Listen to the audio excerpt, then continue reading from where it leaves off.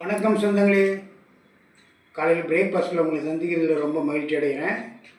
இன்றைக்கி எப்பயும் போல் வழக்கம் போல் பாப்பா கொண்டு ஸ்கூலில் விட்டேன். இந்த மழை பெஞ்சதுனால நான் சொல்ல அந்த மைதானமே கச்சன்னு ஓட்டி விட்ட வயல் மாதிரி இருக்கும். அங்கே கொண்டு வண்டி நிறுத்தவே இல்லை. ரொம்ப கஷ்டப்பட்டு வண்டி நிறுத்திட்டு கொண்டு போய் பாப்பாவில் ஸ்கூலில் கிளாஸில் உட்கார வச்சுட்டு அப்புறம் அங்கேருந்து நேராக வண்டி எடுத்துகிட்டு வெளியே வரதுக்குள்ள போதும் ஆகி போச்சு. வந்து நேராக இன்றைக்கி குரு வியாழக்கிழமான குரு பகவான் கோயில். குரு பகவான்கிட்ட போய் உட்காந்து ஒரு ½ வேண்டுனேன். நம்ம சப்ஸ்கிரைபுங்க பேரெல்லாம் கொஞ்சம் எழுதிட்டு போயிருந்தேன். அதெல்லாம் கொண்டு போய் படித்து வேண்டிட்டு வந்தேன். இந்த வந்து வாட்டி வீட்டுக்கு வந்தால் என்னம்மா வச்சுருக்குற அப்படின்னு கேட்டேன். இது பாருங்க, செட் தோசை. இந்த செட் தோசை வந்து பெங்களூரில் ரொம்ப ஃபேமஸுங்க.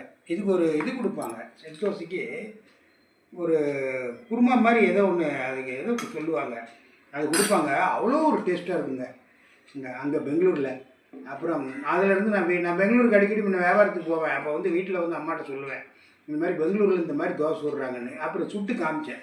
இந்த மாதிரி அதிலேருந்து இந்த மாதிரி பண்ணி ஏதாவது சட்னி கிட்னி இதை அரைச்சி சாப்பிட்றது. நல்லா பாருங்கள், நல்லா செஞ்சுருக்குறாங்க. சட்னி எப்படி இருக்குதுன்னு பார்த்துடலாம்.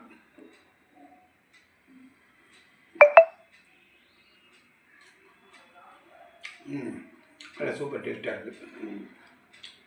இந்த ஓகே சொன்னால் தான். வாங்க, உங்களுக்கு யாருக்கு இந்த மாதிரி செட் தோசை பிடிக்குங்கிறது கமெண்ட்டில் சொல்லுங்கள். காலைல என்ன சாப்பிட்டீங்கன்னு முடிஞ்சால் கமெண்ட்டில் சொல்லுங்கள். அவங்க எவ்வளோ வேலை வெட்டியில் இருப்பீங்க. இந்த 11 மணிக்கு உங்களுக்கு தினம் ஒரு தகவலை சந்திக்கிறேன். பாய்.